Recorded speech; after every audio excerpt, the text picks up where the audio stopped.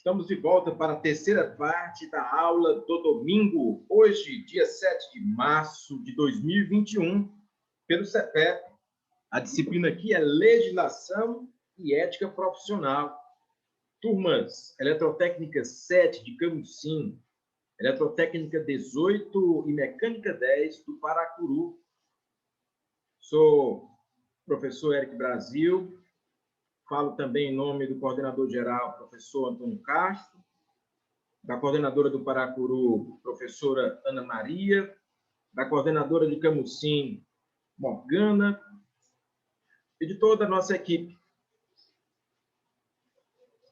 E para aqueles que pensaram que a disciplina de ética era apenas uma simples disciplina teórica, na verdade, ela vem nos ensinar muito, abrir muitas portas para o desenvolvimento da verdadeira cidadania.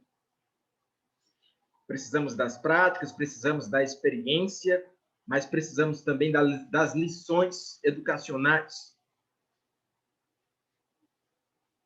Ética, moral e direito, eis o tripé da nossa matéria, da nossa disciplina.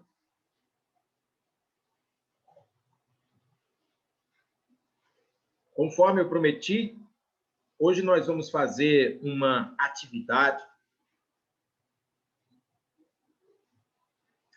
Existem vários nomes relacionados com a ética. Nem todos esses nomes eu escrevi aqui, escrevi alguns. Jesus, Moisés, Sócrates, Platão, Buda, Maomé, Gandhi, Nelson Mandela, garota anônima da Armênia. Graças a Deus, sempre existiu ao longo da humanidade homens e mulheres que desenvolveram a ética e que foram referências importantes de conduta. É claro que eu posso ter várias referências. Eu mesmo tenho muitas referências, mas nem todas as referências são referências de ética. Não é o fato de eu gostar ou admirar uma pessoa que torna necessariamente aquela pessoa uma grande referência de ética. Eu vou te dar um exemplo. Eu estudei muito a vida de Napoleão Bonaparte, de Júlio César, e considero que eles foram grandes homens, foram pessoas importantes. Tem muita coisa que eles ensinaram, mas eu não posso dizer que eles são referências da ética. Por que eu não posso dizer isso? Porque eles mataram milhares de pessoas. Porque eles cometeram muitos crimes também. Mas eu posso admirar algumas atitudes? Posso. Eu posso admirar a liderança de César. Eu posso admirar a liderança de Napoleão. Eu posso admirar a estratégia que eles tinham. Eu posso admirar a capacidade que eles tinham de desenvolver, num tempo muito hábil, a distribuição de recursos. Por exemplo, Júlio César, há mais de 2000 anos atrás, já pensava em reforma agrária para o povo romano, não é? Isso é uma coisa que é muito difícil você escutar de uma liderança antiga, você escuta hoje em dia. Júlio César já pensava em fazer transposição de rios. Hoje a gente vê a transposição do Rio São Francisco e tal. Há mais de 2000 anos, Júlio César pensava em fazer isso na Europa e na Ásia. Napoleão, que é um líder mais moderno, ele tinha uma capacidade tão incrível de oratória, de eloquência motivacional, que ele fazia um exército maltrapilho, mal equipado, se considerar um grande exército. Ele chamava o exército francês de grande exército, e nem era. O exército austríaco era muito mais poderoso, o exército russo era muito mais poderoso, o exército francês era pequeno. Mas Napoleão diziam que eles eram bons, que eles eram os melhores, e eles acreditavam nisso. Por isso eles venciam. Napoleão não era apenas um militar, Napoleão era um cientista também. Foi Napoleão que redescobriu o Egito. Napoleão fez uma expedição para o Egito, onde ele levou vários cientistas, astrônomos, linguistas, biólogos, arquitetos, engenheiros, matemáticos. O próprio Napoleão estudava muita matemática. E ele redescobriu as riquezas do Egito e descobriu que o povo egípcio moderno não sabia, não conhecia a sua história antiga, não sabia mais decifrar a sua linguagem antiga. E aí ele contratou linguistas para descobrir como. Ele encontrou a Pedra de Roseta, um achado onde tinha alguns escritos chamados hieróglifos, onde ele pôde estimular essa tradução. E levou muito dessa cultura para a Europa. Da Europa foi divulgado no mundo, e é por isso que hoje a gente fala do Egito, das riquezas do Egito Antigo, porque Napoleão redescobriu isso. Napoleão foi membro de institutos de física, de matemática. Napoleão estimulava o direito. Napoleão escreveu o Código Napoleônico juntamente com vários juristas, ele entendia de leis. Napoleão ajudou a reconstruir Paris e várias regiões da França com obras importantes de arquitetura. Napoleão era ateu, mas ele acreditava que ele deveria defender o patrimônio religioso. Então, ele preservou a Catedral de Notre-Dame, essa que teve um incêndio recente, mas que começa a ser reconstruída. Então, ele tinha essa visão de um grande líder. E quando Napoleão foi derrotado, porque ele também sofria derrotas, ele conseguiu voltar de uma maneira que nenhum líder comum conseguiria. Ele fez tudo isso, mas eu não posso dizer que ele era uma referência de ética. Não era. Então, às vezes, tem pessoas que nós admiramos, que nós podemos pensar algumas ações e até aplicar, mas isso não as coloca no rol da ética. Para estar no rol da ética, é necessário que você tenha uma mensagem de um cunho universal, pautada principalmente nas virtudes. Então, não posso transformar o mercador da morte em referência ética. Napoleão matou muita gente. Eu poderia aqui citar o rei Davi. O rei Davi foi um grande homem, admiro demais Davi. Matou muita gente. Hitler também, professor. Não é só uma questão de matar, né? Hitler foi um grande líder, porém um líder negativo. O que Hitler fez? Se você analisar Hitler fora de contexto, é muito perigoso. Perigoso você gostar dele. Porque Hitler acabou com a inflação na Alemanha, deu emprego para os alemães, Professor, tornou a Alemanha uma potência tecnológica, resgatou a autoestima nacional do povo. Antes do Thales falar, mas ele matou 6 milhões de judeus. Mas ele torturou os seres humanos em laboratório. Mas ele empreendeu campos de concentração, onde matava as pessoas de fome ou matava em câmeras de gás. Mas ele perseguiu sistematicamente pessoas de outras etnias, negros, ciganos e de outras opções sexuais, homossexuais. Hitler destruiu muito mais do que construiu. Por isso, ele é um câncer. E a liderança dele é uma liderança deturpada, corrompida, degenerada, que infelizmente inspira algumas pessoas. Ele jamais será uma referência de ética. Ele é uma referência de antiética. Mas diga, Thales. Porque, tipo assim, ele quis criar uma ética dele, entendeu? Do povo alemão. Ele exaltava o povo alemão e o povo alemão caía na dele, entendeu? Que aumentava a autoestima da população e todo mundo ficava exaltando ele ali e ele dando mensagens para motivar as pessoas, dizer que eles eram os melhores, melhor que os outros. Então, eu acho que ele criou uma etnia para ele, entendeu? E quis levar o povo dele nesse rumo. O que o Thales está dizendo, né? Hitler criou uma moral própria. A gente chama de ética, tem livros que chamam, mas na verdade ele criou uma moral própria. A moral própria dele era a favor do que ele considerava cidadão de bem.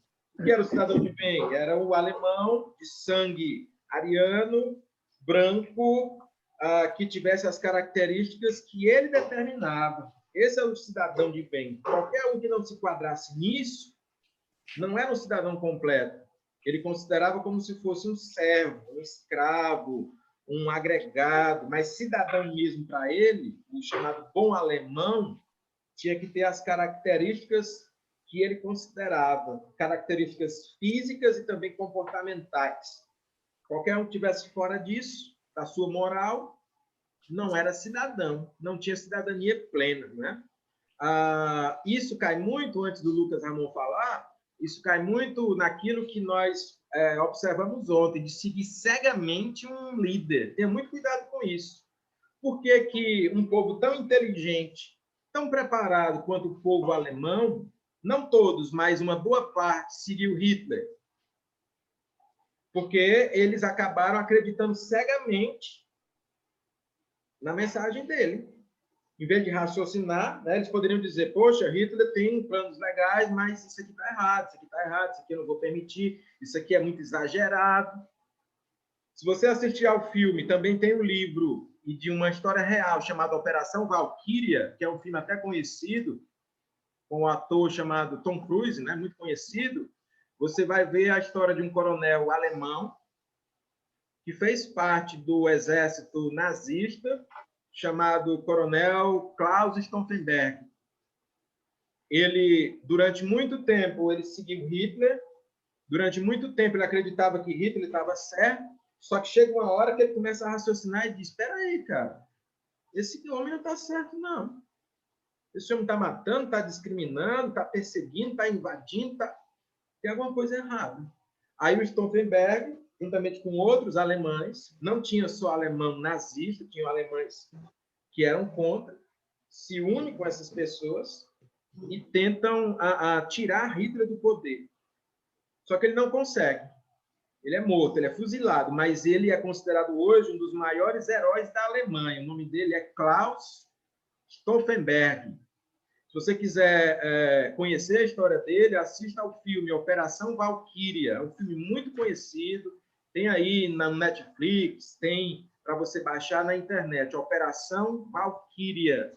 Fala sobre o coronel Klaus Stauffenberg, aquele homem alemão, ele era alemão, mas ele combateu Hitler porque ele se tocou que Hitler estava indo por um caminho errado, né? Stauffenberg foi morto, ele não conseguiu derrubar Hitler, mas ele quase derrubou.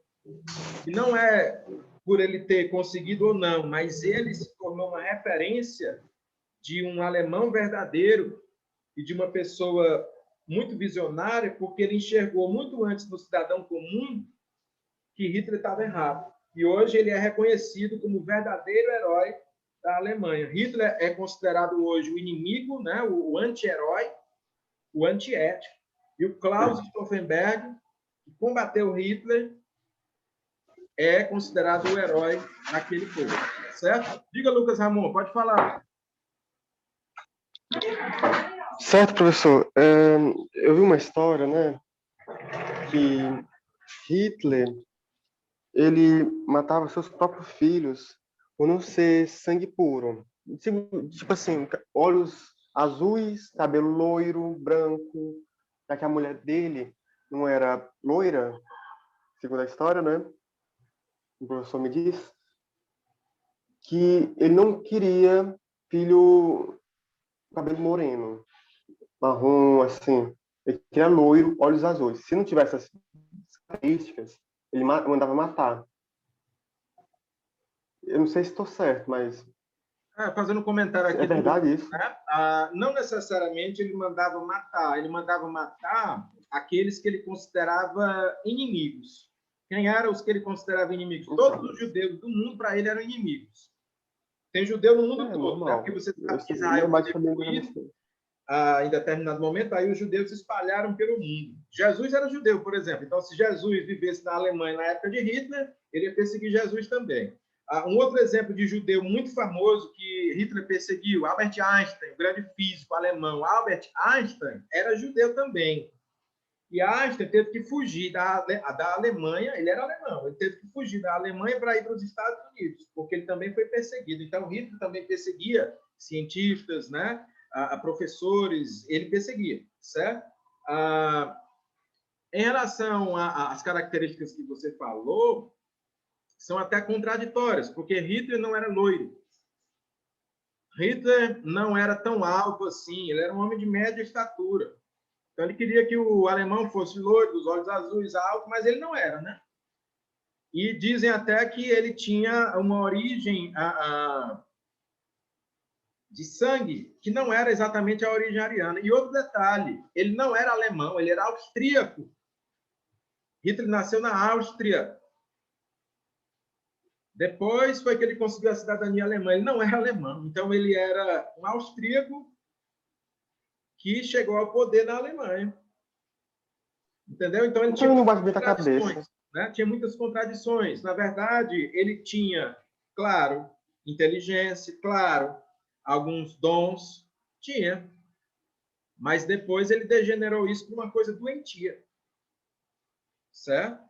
Então, por que ele chegou ao poder?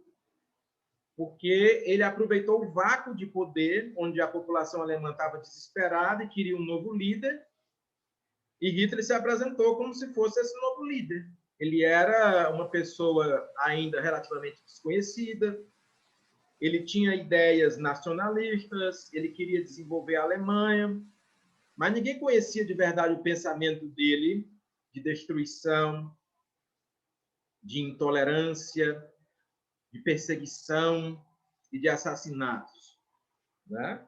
Então, ele era isso. Isso só se revelou depois, quando ele ficou muito poderoso. Quando ele ficou muito poderoso, ninguém conseguiu mais tirar ele do poder.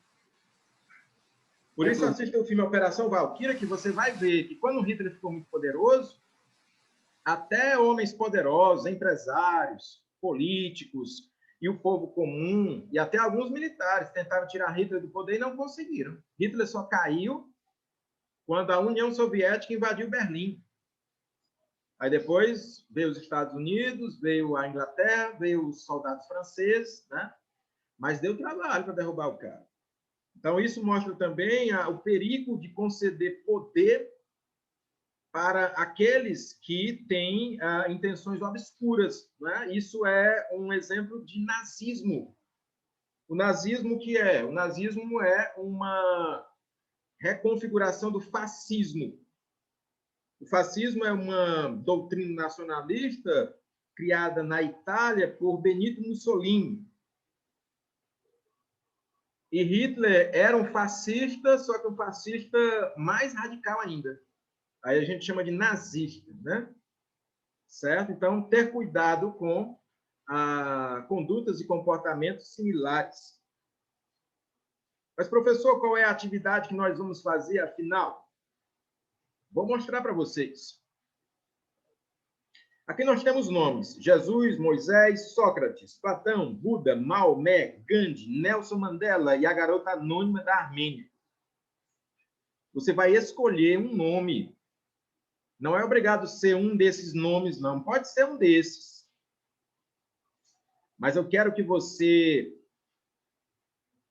escreva um pequeno texto sobre uma dessas pessoas que você considera como referência.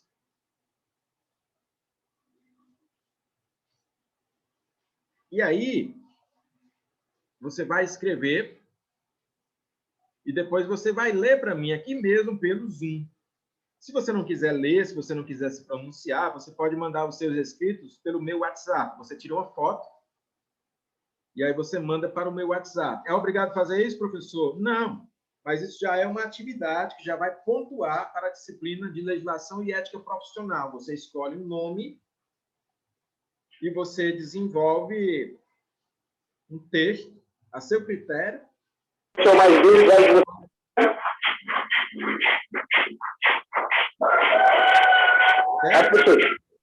É desses que você está citando aí, Jesus, Moisés, então. No estilo que represente a conduta ética. Por exemplo, digamos que você escolheu Nelson Mandela. Então, você vai explicar para mim por que que Nelson Mandela é considerado uma referência de ética, porque é um nome polêmico. Nelson Mandela era um político, Nelson Mandela foi chamado de terrorista, Nelson Mandela participava de movimentos contra o governo dele na juventude, Nelson Mandela foi preso, Nelson Mandela foi condenado à prisão perpétua, Nelson Mandela ficou 27 anos preso, porque a pena dele foi convertida. Mas ele mudou, assim como Saulo virou Paulo, Nelson Mandela, de um jovem agitador, se transformou numa referência ética. Por quê? Como? Né? Escreva sobre isso. Mas, professor, eu queria falar sobre outro nome. Eu queria falar sobre um determinado exemplo que eu escolhi, que eu considero. Tudo bem, explique as razões. Então, eu vou escrever aqui o que, de fato, eu quero de atividade para ficar bem claro. Vou escrever no bate-papo. Atividade.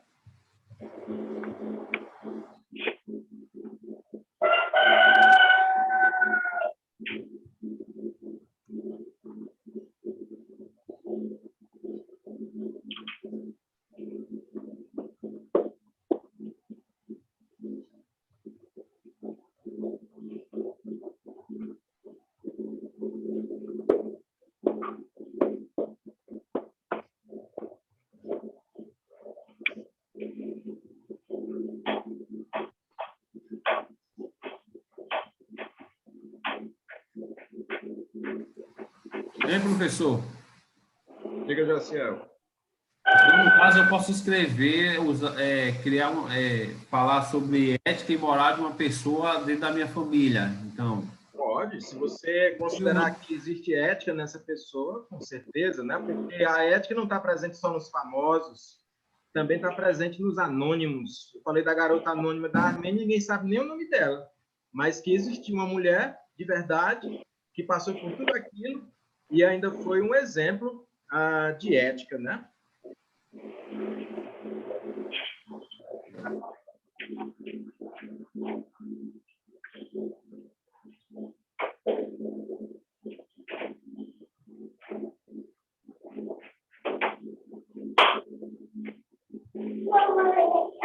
Professor, para começar a escrever agora.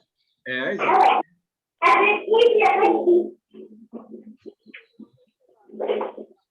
Professor? Positivo. Obrigado. Falando? É assim, para começar agora.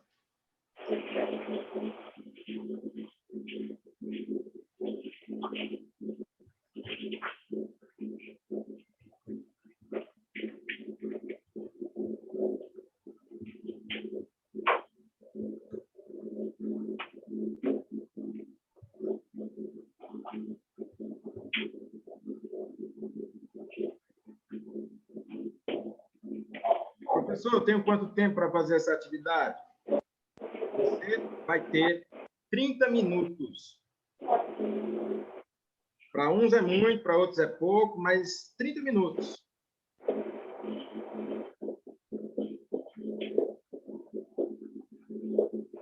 Eu posso escrever e falar aqui no Zoom? Pode. Eu só vou falar? Não. Posso escrever e posso mandar para o seu WhatsApp a foto? Pode. Quando você mandar a foto para mim, se você decidir fazer isso, sempre identifique o nome completo, a sua turma e o seu município. Não adianta nada você mandar uma coisa para mim sem se identificar. Eu acho engraçado, às vezes, tem pessoas, e aí me desculpe aqueles, né, que fazem, mas que possam não fazer mais. Tem gente que manda mensagem para mim, não se identifica e quer que eu adivinhe quem é. Eu tenho mais de 800 alunos. Então, assim, quando você mandar uma mensagem para mim, diga assim, professor, eu sou o fulano de tal, aí diz o nome completo. Eu sou do município tal, da turma tal, do CETEP. Lembre-se que o professor Eric, ele tem muitos alunos em muitas escolas, né? Aí você se identifica, com a boa identificação, eu posso saber quem você é e posso atender a sua demanda, tá certo? E aqueles que mandam alguma mensagem para mim e eu não respondo imediatamente, é porque eu estou em aula, é porque eu estou em atividade. Então, logo que seja possível, né, eu poderei visualizar e responder as vossas mensagens, tá certo? Alguma dúvida sobre a atividade, meus amigos? Professor, coloque aí de novo a atividade aí no compartilhamento de tela. O teu pai já tentaram...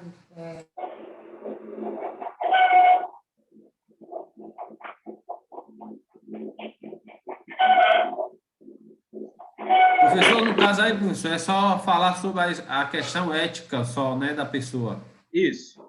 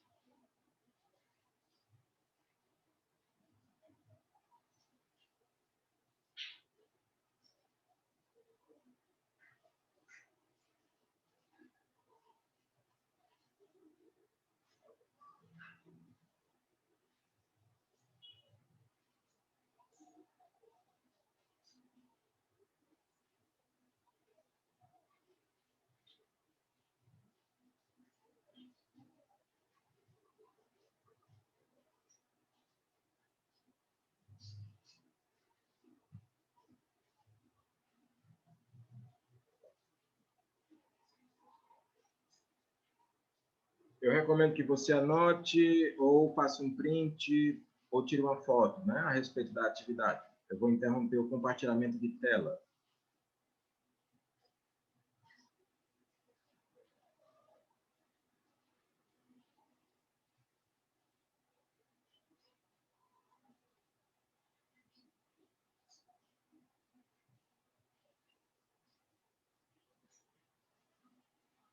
Eu vou encerrar essa reunião. Você vai fazer a sua atividade. E às 10 horas nós retornamos com a sua resposta. Aqueles que quiserem vão falar aqui, vão apresentar a sua atividade no Zoom. Aqueles que tiverem timidez ou não quiserem falar, podem fazer a atividade mesmo assim, tira uma foto e envia para o meu WhatsApp, sempre identificando o nome completo, a turma e o município, tá certo? Se ficar tudo bem identificado, tem como eu corrigir e atribuir nota para você.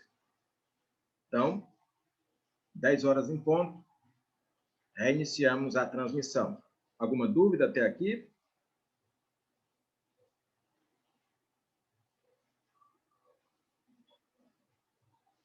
Então, até daqui a pouco.